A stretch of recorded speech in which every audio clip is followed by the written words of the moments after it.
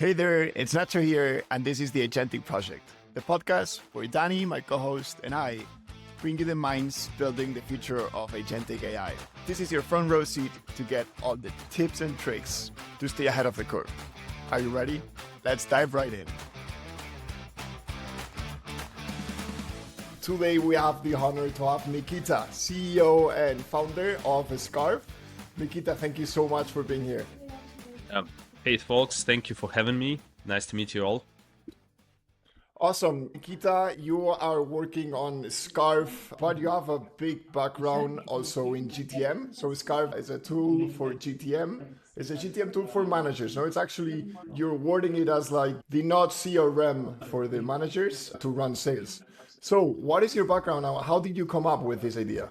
Yeah, okay. So we built a first sales tool for non-professional salespeople. So mostly it's for builders, founders, CEOs, small teams, people who have to sell, but they're not professional salespeople. And CRMs, they've been built for professional salespeople. And for many, it feels like a second job. So you spend a lot of time babysitting your CRM, or you still have to use a spreadsheet. So Skarbe is a tool for people who need to sell, the doers, but they don't want to leave the whole day in their CRMs. So this is a product that we're building, and my background is actually, I have some marketing background, I have a product background. I was also doing some sales in the past life. I had my own company business, and it was brick and mortar business. So yeah, it's a mix of different experiences, but I would call myself an entrepreneur. So this is the best description. And the product that we built is actually a product for people like myself, people who have to wear a lot of hats. And today with AI, it's especially important because you can build a lot of stuff quickly, you can test stuff, but it's still important to do the go-to-market. You need to sell the stuff. That's the tool for builders, myself. And so I can dive deeper, just if it's needed, deeper into my experience, just guide me with your questions.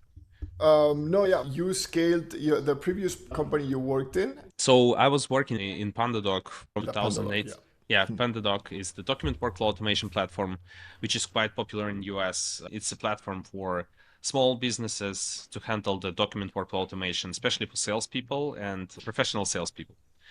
Yeah, so I was working there from 2018 until 2024, and I was responsible for product market fit expansion. Then I was director of product management, and the three big initiatives or product lines that me and my team shipped were payments, forms, and CPQ.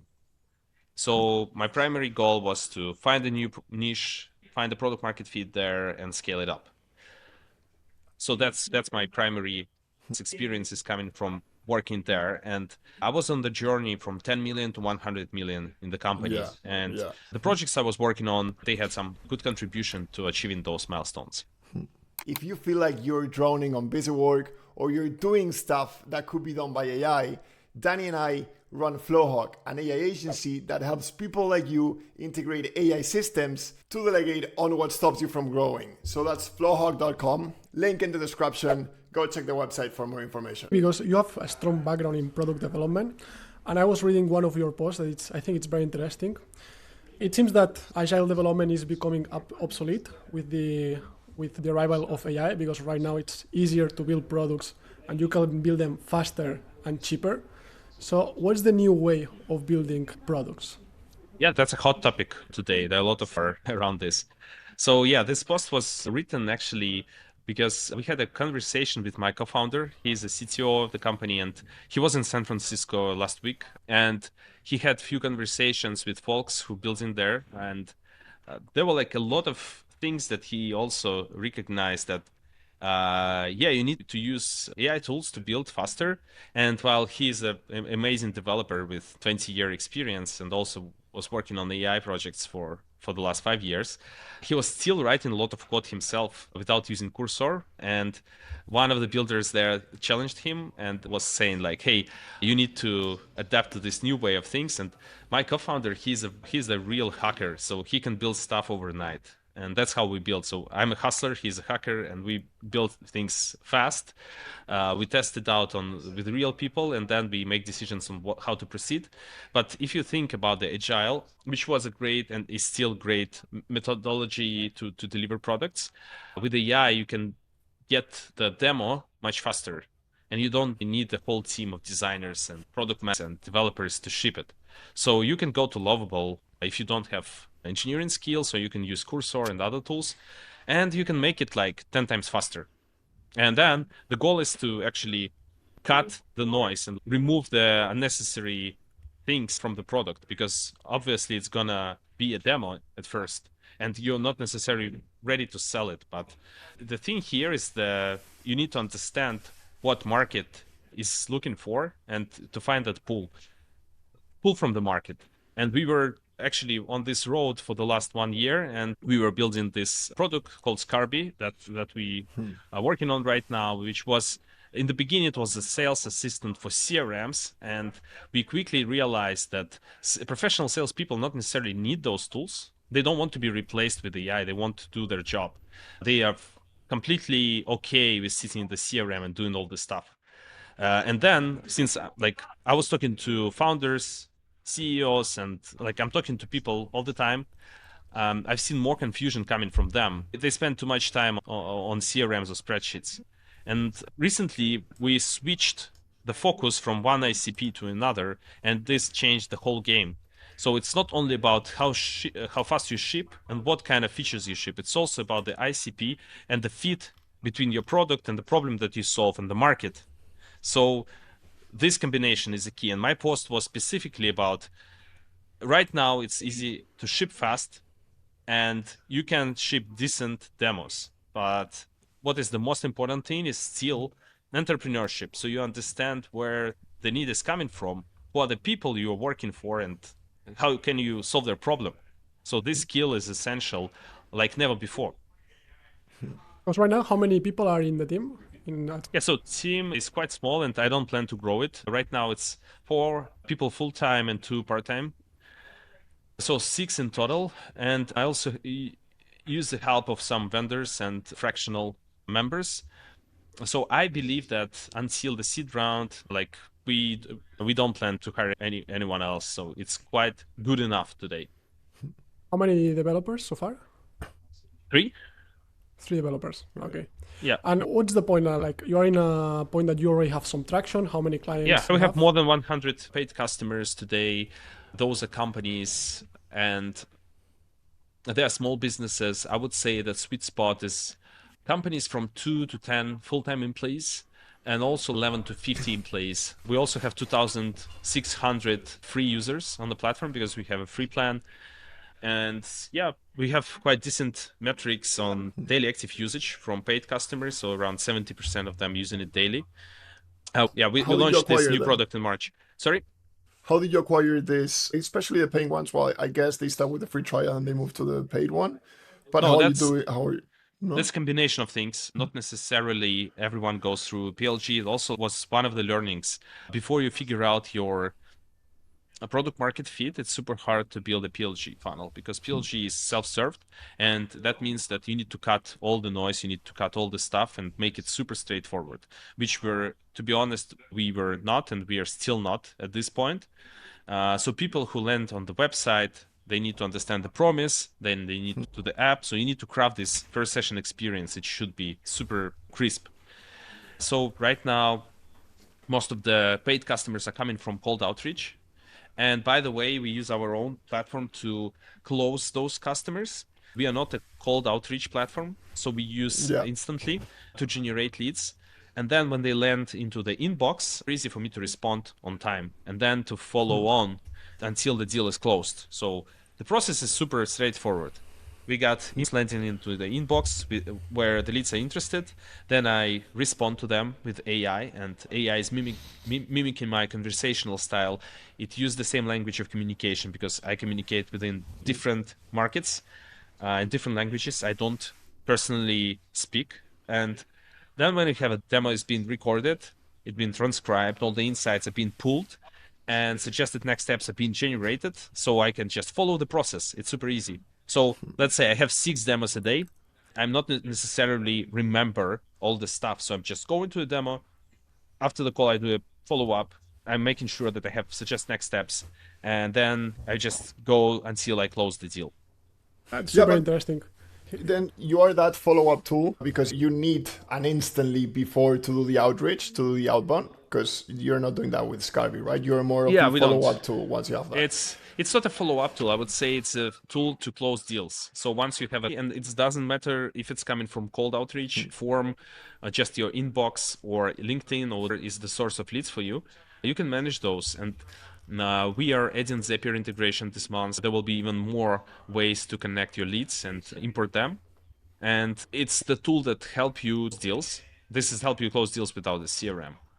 But you also have features that are included in a CRM, such as the pipeline. Yeah, that's true. It's true. The pipeline, that was a decision to help people to be familiar with the existing sales processes they have, stages and so on. But to be honest, looking to the future of sales, I'm not necessarily convinced that pipelines is a necessary part of the process. And it's quite not everyone would agree with that. While I believe that this is the framing that we have with the CRMs. But if you think about the sales process and CRMs, it's actually contacts and next steps. So it's your notebook. If you go to very basics, what you need is your contacts and next steps for each contact. And you need to have a smart assistant that can manage the order of things and help you to move to the next stage. So this is exactly what we're building right now. And this is the goal. So we want to make it simpler, not harder. We want to remove fields. We want to make them complete, auto-populated, auto-enriched. And we also introduced chat with your data. So you can chat with your sales data. You can ask to create deals. You can ask, what is the most urgent thing for me? You can ask to generate emails as well. And this would be especially hands-on with mobile app that we're about to launch. So you would be able to basically sit on top of all of the things you have without really digging too much into the details of each deal. You have a lot of market exposure, and I'm pretty sure you have very interesting insights. So here, something that we have seen, and this is more from an operational point of view, is that people are starting to build their own dashboards internally to automate their internal operations. I'm wondering if this is something that you are also seeing in the CRM space, that we come from an era that you have these traditional CRMs like HubSpot, Salesforce, Pipedrive, etc. I'm wondering if you foresee that in the future people will start building their own CRMs in order to have a more adapted software to their needs. I'm not sure if this is something that you have seen. What's your take on this? Yeah, so I believe that the era of CRMs is coming to an end. So there would be more human, prompt interfaces where you would be able to chat with your CRM data. And CRMs are just ending up being data warehouses. And if you're aware, there is a great example with what Klarna has done recently. So they fired their Salesforce and Monday.com because they basically treated them as data warehouses, and they got AI on top of it. So they don't necessarily need to pay hundreds of thousands or even millions of dollars for this SaaS subscription for thousands of seats and licenses for people that not really utilizing those tools anymore. And this is one of the first big companies, enterprise companies, that made this bold move. While I think there will be a lot of small businesses that will never adopt CRMs. And there will be a lot more vertical specific solutions on the market. And that's why I believe that the more builders we have, the more solutions we have, it's not necessarily bad, because the more entrepreneurs you have, the more buyers you have. So our market today is about entrepreneurs and builders and founders. And you can build niche solutions, vertical specific solutions, or you can build something probably as big as Open AI, ChatGPT that covers. So there would be two maximums on the sides, and in the middle there would be nothing, because it will be erased by those things. So there would be either very specific vertical solutions, even as specific as your personal assistant that you can build yourself for yourself. The other side, there could be like huge solutions like OpenAI, Anthropic, Grok, whatever, that can do a bunch of stuff, but still going to be too generic for your specific needs. Now that we're getting into AI and this podcast is called the Agentic Project, are you using any specific frameworks? Like to which models are you or LLMs are you working more closely with? What's the layer under Skarbe when it comes to building on top of AI for all these Yes. follow-ups and so on? Yeah, so we use multiple different models, including all the frontier models from OpenAI, from Anthropic, and Perplexity as well. But we also exploring the models that we can build ourselves and we can train ourselves on top of Mistral and Llama. So right now it's a combination of different LLMs. For example, for speech to text, we use different models because they have different levels of recognition of the language, and the quality of the transcripts vary a lot based on the model and the data it's been trained on. The way it works, we do several actions for each kind of process. So basically, when you got your call recorded, we will recognize the language being used, the primary language, and then we will use specific LLM to turn the speech into text. So, and so on with all the other things that we have. So for email suggestions, reply with AI, reports that we have in the product, we use different models because different models are suitable for different kind of problems. Right now, we're exploring these self-serve models where we can train them based on your workspace and help them to get better over time, but without sharing with other customers. So it will be your private LLM that have suggested next steps based on your specific data in your workspace. And the next step for us is going to be an agentic system. Then once the system is good enough, so right now we have a human in the loop, so you need to approve the actions. The next step is going to be handoff mode, where you can switch it on, and Skarbe would be able to respond to your emails on its own. And if it doesn't know what to say, it will send you an email or it will send you a message where you can actually help it to reply. That's a tendency that we are also seeing in the market. Like when AI, like when ChatGPT was released, like there was this huge hype about that every process could be 100% automated. But at the end of the day, what we are seeing is that people do not want like something that is 100% automated. At least as of now, you want to have some kind of control. You always want to have the last approval, especially if we are talking about critical operations. That a mistake could be very important. Actually, yeah, you're right. I just add 5 cents to this. I think the problem that we're still not able to solve today is the responsibility problem. So you can't put the responsibility on AI. It's still going to be on you. And that's why our concept right now is actually we help you to prepare 80% of your work, like drafts, to write emails that sounds great and without putting any effort, to see the latest and most important activities, to find things in your data. But it's on you to make this step. So we're still gonna, because this is your responsibility as a founder, as a CEO. But when we see some repetitive actions with low stakes, like replying to some warm-up emails and so on, those things can be automated, in my opinion. But this is also a question of time. Once we know your business better, once we have a understanding of what specific actions leads to deal closure, we can make those things completely automated.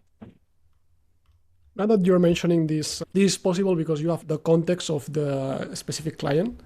And at some point you were talking about training or these models. Can you elaborate a bit more here? You mentioned also that you're using Olama or not how yet. is this work? We are exploring those options. We have a great engineer, a male AI engineer with amazing experience that worked in defense tech AI large-scale projects for quite a while. And we experimenting with these solutions right now with LLMs to make it happen. But right now it's too much on the plate for the small team, and that's always about specific things that you can ship to solve specific problems. So it's either about retention or about activation of your users. And right now we focus more on the top of the funnel rather than end of the funnel. because you can't make things perfect day one. The goal is to show the market pool, and then once you have more resources, you can improve the product. The other thing is about the regulation, like Skarbe, where it is based, the company. Yeah, so the main office is in US, so we are Delaware Corp C with address in San Francisco, but we also have a company in Poland. So the two locations, primary locations, and team is distributed. So my co-founder is in Mexico City, traveling to US, and we have an engineer in Las Vegas. We have an engineer in Estonia, in Tallinn. We have some team members in Warsaw, and I'm personally based in Krakow, in Poland, in Malopolska. Okay. Now, my question is regarding regulation, because this is also a hot topic as well. I guess that in the end, you're also passing like confidential data to these models, like emails, names, phones, numbers. How does it, like, from a regulation point of view, how do you think this is going to evolve? Is this going to be allowed always? What's your take here? Yeah, so my take is you need to make sure that you're not allowing third-party models to train on the data of your customers, and that's what we are all about. So we are completely aware of how the data is being processed, and we make sure that none of this data is being used for trainings, and we use AWS structure to make sure that there is no possible leakage or access to the data even for ourselves. While the data is being used to generate suggested next steps and so on, but it's all being done through the API, and it's not actually exposed to any trainings. So I think the regulation will develop accordingly. So at first people were afraid, and they were like, all these things were in gray zone. Companies didn't know what to do with it, like with any new tech. And today you will see, and like everyone sees, that if you are not implementing AI in your business and product, you're gonna lose in the long game. Not even long, I think. Yeah. So as of now, you're using like OpenAI API, or you have like your own models in? No, we don't. So regarding our own models, we recently found a very good vendor to run the local models here on European servers. So we're exploring this option, and we will definitely have this data in European Union if we run it on our own servers. Right now, we don't run any customer data on our own servers, so everything is according to the law. Okay, sounds good. Sounds good. Now, you touched upon, I have one question about sales, but that's going to come later. First, you touched upon the topic that everyone needs to integrate AI, well, like the companies need to integrate AI, or they're going to be left behind. In a world where we have tools like Skarbe, Superhuman, and all these tools managing email inboxes for both categorizing the emails you're receiving and for sending AI-generated emails, we're going to reach a point not so far from now where emails are like AI is going to be talking to each other, both for understanding and processing the emails they receive and also creating and sending those emails. So my two questions is, how do you use AI? Because I guess Skarbe is gonna seeing this when you're drafting or sending follow-up emails on auto mode, and someone you having Superhuman is gonna be categorizing those emails based on priority. Do you have any concerns or already any tips on how to write those emails to stand out from an AI gatekeeper on the other side? Yeah, that's a great question. I think that's true. The quality of emails and overall quality of communication dropped initially when everyone was started to adopt AI chats and so on, GPT. But the quality of those models, it went up significantly. So even if you will talk like or use a chat today to help you craft a follow-up email, it will be good. If you have more context about the customer, about yourself, then it's going to be even better. So I think it's more about the process and easiness of use. So it's a combination of factors. If it's going to be very easy to use, very easy to adopt, and it will be a part of your workflow, then you have a product that will be used and will be utilized daily. But if there are like a lot of friction, it won't be used. So the thing that we're trying to achieve is actually simplicity of usage, and so also like the emails that we craft, is actually we're trying to make it sound you. So we're trying to mimic your conversational style. We mimic your language. We mimic the words that you use. So it won't sound generic. It like the more we understand how you speak, what you say, because every person has its own kind of style of communication. Then we make AI speak your language. So to me, it should be very personal. It should sound like you.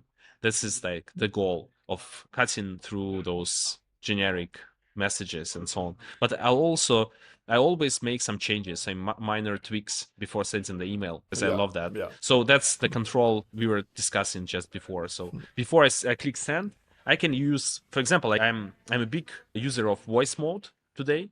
So using voice mode everywhere on my laptop, on my phone, and even like when I'm sending messages through Skarbe, I'm also using some third-party utility to dictate the words. But then I do some final changes in the email, and it's quite crucial to have your style. I believe that this is where you should have your personality.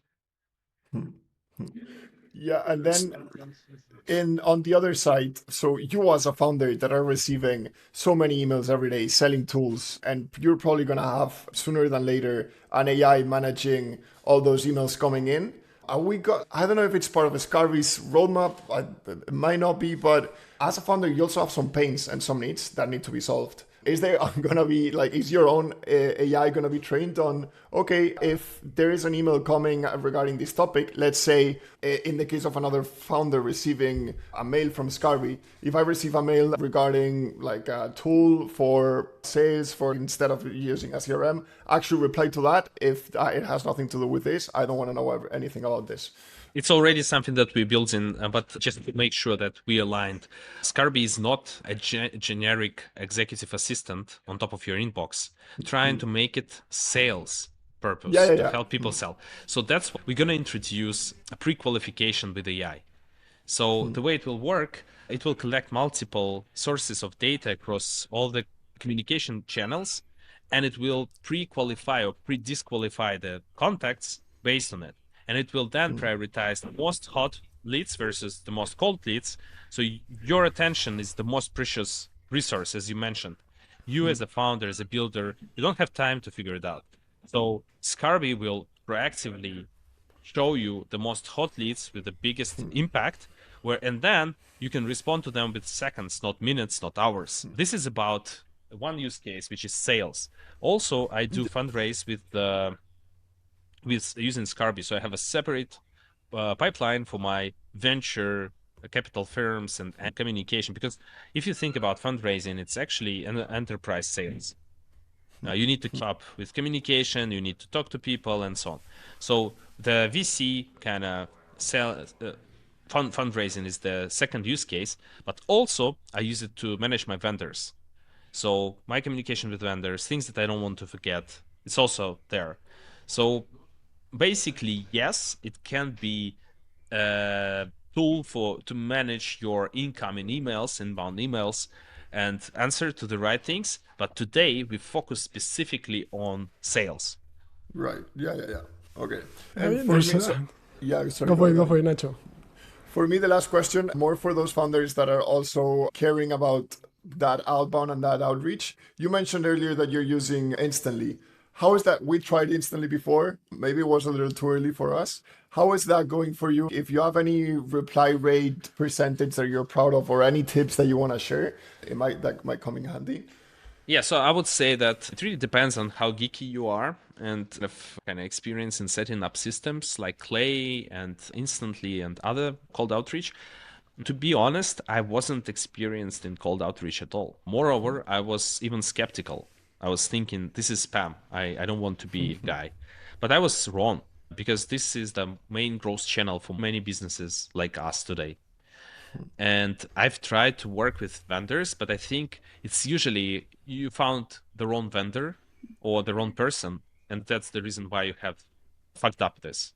Until I found the right guys that helped me to set up the infrastructure, the deliverability rates, and all the other metrics were not good, I wasn't able to this up. Right now, we run like 30 different campaigns, different regions, and so on. So we are able to like we work in week sprints with my team, development team, but also with GTM team. So every week we have a call with this team that help us to set up the campaign, and we adjust based on the feedback loop. So we see with which specific text and into demos, which not. And we're trying to adopt. We're trying to adopt multiple things at the time, and then we double down on things that work. So we can get to very decent numbers in terms of the response rate. And also, it's never a first email that got responded. So many times it's second or third email. I would say there's a combination of factors. It's not a silver bullet. So you can't just blast like 7,000, 10,000 emails and expect it to be fully booked with demos. It wasn't the case for us as well. So until we figured out the messaging and the ICP, and we experimented a bunch of different things, it didn't click. So right now, basically, my schedule is fully booked, and I can hire the first salesperson because I have a playbook, because I have a repetitive process of doing a demo and then moving to the next step. But even 3 weeks ago, I didn't have that. So it was still messy. And I would say that you need to focus on one channel at a time. You need to get to where you can scale it predictably. And of course, it's not like about scaling up to hundreds of calls. It's more about my goal today is to have 20, 25 calls a week. And that would be 30 calls a week. It would be enough to hire a person and to handle part of the job to this person. And then to focus on PLG. Here we are talking about cold emailing, not LinkedIn messages. No. It's about cold. LinkedIn messages, unfortunately, didn't work for me. So I was trying different tools. I was trying different, approaches, and it still doesn't work. So in LinkedIn, what works for me is actually thought leadership. So I'm trying to grow my personal brand, and I'm today with AI. And this is one of the things, if you would ask me, I regret the most is that I started it too late. So now that's the thing I should be doing like many years before. In PandaDoc, everyone says that. Everyone is there right now. Yeah, and we had a CRO in 2019 that said, that was the US guy, he said, everyone in PandaDoc should have their own brand and folks invest in this. You should invest in this. And I was, what should I be talking about? It's interesting anyway. And yeah, it took some time for me to recognize that this was a very wrong approach. Regarding numbers, what would you say is a good volume of emails to start extracting conclusions? Because 1,000 emails, I'd say it's I think 1,000 emails won't show you anything, like at least 5,000. But 5,000. Yeah, I think a month would be the number that can show something. But also, like, you need to understand that this is a formula with parts, and you need to figure out each of the parts of the formula. So it's important to whom you send the emails, what time, what is the message, what is the language. So all those things together should work. So there's a lot of experimentation. In our case, it's quite easy because most of the founders, they have this constant struggle with the sales process. So it's constant and it's severe. It's curious that LinkedIn is not working for you because in the end, everyone in LinkedIn is selling.